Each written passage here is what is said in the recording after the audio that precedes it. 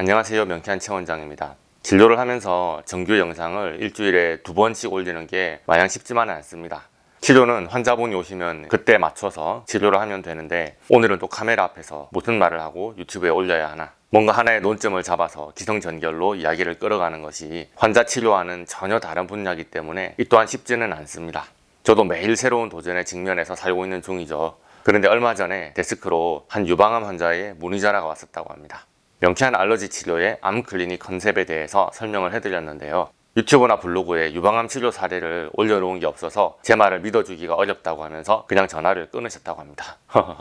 간 쪽으로 먼저 소문이 나서 간암 환자분들이 저를 가장 많이 찾고 계시지만, 사실은 제 인생에서 첫 번째로 치료했던 암이 유방암이었고요. 2004년인가 5년경에 진료했던 그 첫 번째 암 환자분은 아직도 잘 살아 계시고 지금도 종종 연락하고 지내고 있기 때문에 유방암 자체는 저에게 낯설지는 않습니다. 그리고 제 입장에서는 유방암보다 간암이 좀 더 관리와 치료가 어려운 암인데, 간암을 이렇게 관리하면서 케이스를 내고 있는데 왜 내가 유방암으로 이런 말을 들어야 할까 생각이 들었지만, 여러분의 생각과 제 생각은 전혀 다르다는 것을 실감하게 됐습니다. 그래서 오늘은 변명이 아닌 변명 영상을 올려보기로 합니다. 자, 명쾌한 최원장 입장에서 가장 관리하기가 수월한 암은 유방암, 자궁암, 갑상선암 계통입니다. 그 다음에 위암, 대장암이고요. 가장 난이도가 높은 것은 간암, 췌장암, 담도암입니다. 뇌암이나 기타 희귀암은 논외로 하겠습니다. 케이스별로 상황이 다 다를 수는 있지만 크게 볼 때 이 순서로 암의 생존율이 달라집니다. 공식적인 데이터도 그렇게 나오고 있고요. 저의 느낌도 그러합니다. 여러 가지 이유가 있을 수 있겠지만 저는 간이 작아서 명쾌한 알러지 치료만이 암의 유일한 해결책이다, 자연요법만이 최고다, 절대 이런 식으로 주장하지는 않습니다. 그래서 명쾌한 알러지 치료가 수술이나 항암 같은 양방의 암 표준 치료법과 병행을 할 때 얼마나 시너지를 낼 수 있는지, 얼마나 후유증을 줄일 수 있는지, 얼마나 더 세세하게 환자분을 관리하고 더 빨리 회복시킬 수 있는지를 기준으로 암 종류별 치료 난이도가 결정되는 것 같은 느낌입니다. 일단 전이암의 경우는 어떤 암이든지 상황은 비슷해집니다.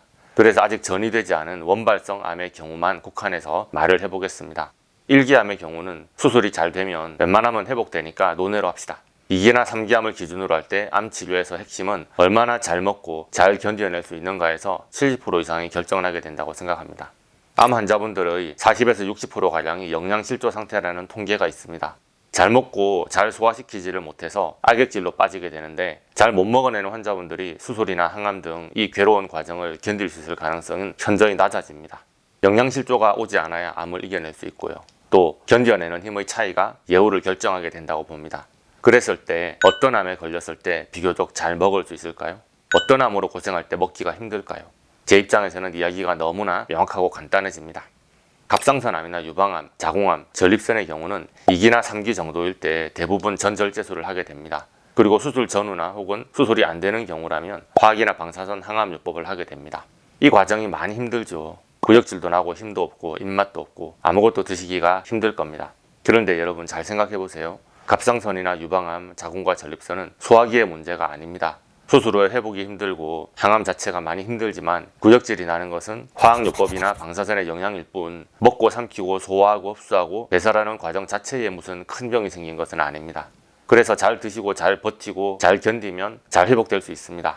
이 과정에서 보완 대체의학적 도움을 받는 분들이 많고요. 그쪽에서 치료 사례가 많고 식이요법이나 자연요법으로 회복되신 분들의 이야기가 아주 많습니다.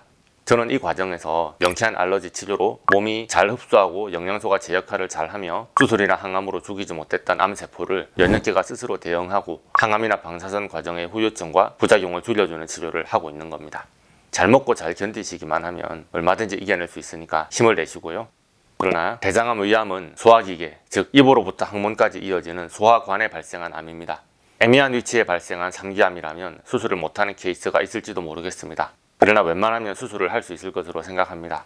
소화기에 발생한 암을 성공적으로 잘 절제하고 수술 후에 항암이 잘 되면 이후에는 소화관을 절제한 외과적인 문제가 남을 뿐입니다.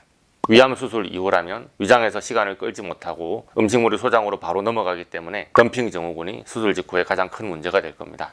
또한 위산 역류나 구역 구토감, 만성적인 소화불량, 장기적으로는 철이나 비타민 B의 결핍으로 인한 빈혈의 위험성이 증가하겠죠. 하지만 위암 수술로 인한 후유증은 딱 여기까지입니다. 대체로 그 이상의 문제를 유발하지는 않습니다.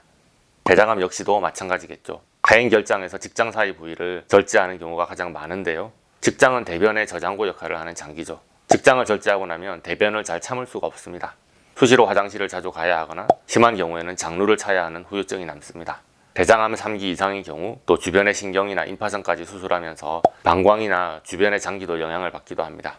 결국은 대소변의 문제가 후유증으로 남겠지만 대장암도 수술이나 항암이 성공하고 나면 그 이상의 문제를 남기지는 않습니다. 잘 먹고 잘 이겨내면 나을 수 있을 가능성이 충분하고 얼마든지 오래 생존할 수 있으니 희망을 가지고 이겨내도록 합시다. 간암이나 췌장암, 담낭암은 그런데 조금 이야기가 다릅니다. 저는 간암, 간경화 환자분들을 가장 많이 진료하던 중인데요. 애초에 유명세를 타게 된 것은 간경화 때문이었지만 간경화의 결절은 결국 간암으로 바뀌게 되는 속성을 가지고 있습니다. 그래서 간경화와 간암은 같은 질환으로 느껴집니다. 바이러스, 자가면역, 대사성, 독성, 약물성, 알코올성 등의 원인으로 인해서 간경화가 유발되니 애초에 간암이란 이런 문제를 모두 가지고 있던 분들이 앓게 되는 경우가 많은 암입니다. 유전적 원인으로 인해서 간암을 앓는 분은 저기에 비하면 정말 극소수이고요. 또한 간은 소화과정, 호르몬 내분비 시스템, 독성물질의 해독, 지방대사, 단백질대사, 당대사를 관장하는 핵심적인 기관입니다. 그래서 간암은 전신의 쇠약을 유발하고 식욕 저하, 영양 불균형, 근육 감소, 체중 감소 등을 일으킵니다.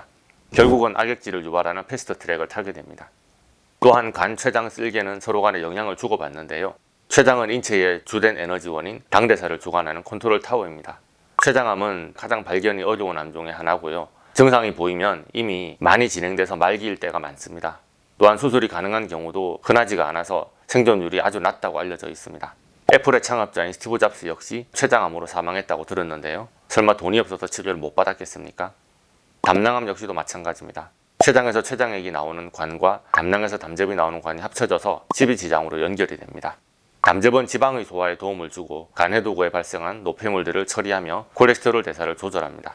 췌장액은 탄수화물, 지방, 단백질의 소화 과정을 최종적으로 마무리하는 효소를 분비하며 췌장에서 분비하는 인슐린은 혈당을 일정하게 조절하는 핵심적인 컨트롤 타워 역할을 합니다. 혈당을 높이는 호르몬은 여러 가지라서 하나가 문제가 생겨도 다른 쪽에서 커버가 되는데 혈액 내에 포도당을 세포 안으로 넣어서 혈당을 낮춰주는 호르몬은 딱 하나, 인슐린밖에 없습니다.